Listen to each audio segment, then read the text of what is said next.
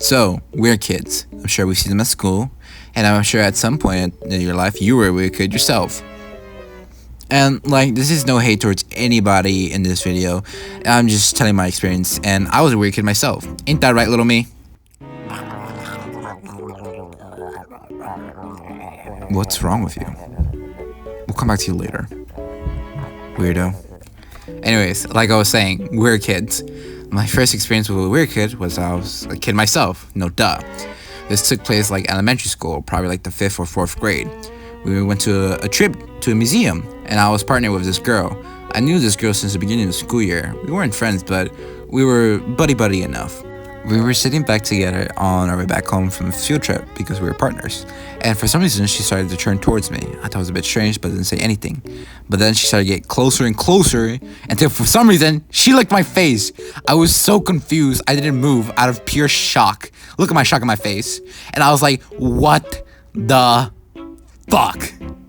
And I was like, maybe she has a big crush on me because who licks somebody in the face? So the next day I asked her, hey, do you like me or something? Because you kind of like my face. And I was a bit weird.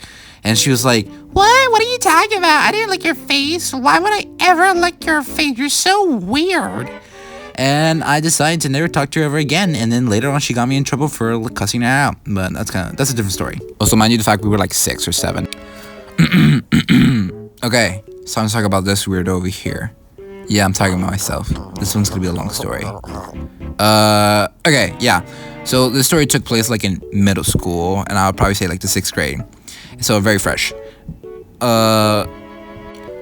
Flashback. So remember how in my previous video I explained in Broken Bones, I was kind of a loner, dweeb, and a geek.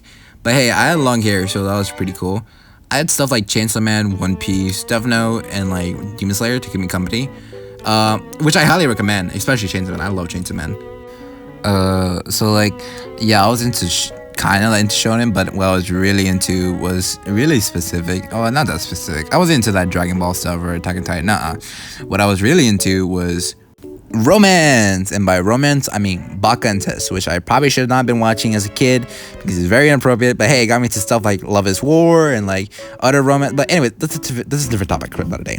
This is important to the story because little me really wanted to have that romance spark, get to do all that cringy stuff with somebody. But then you gotta really think about it.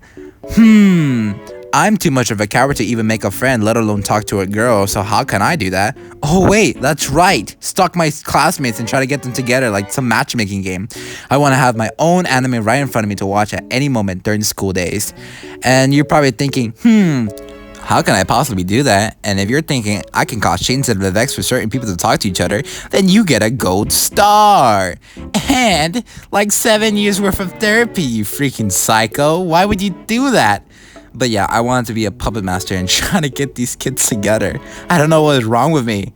And I like steal pencils or water bottles for people to start talking.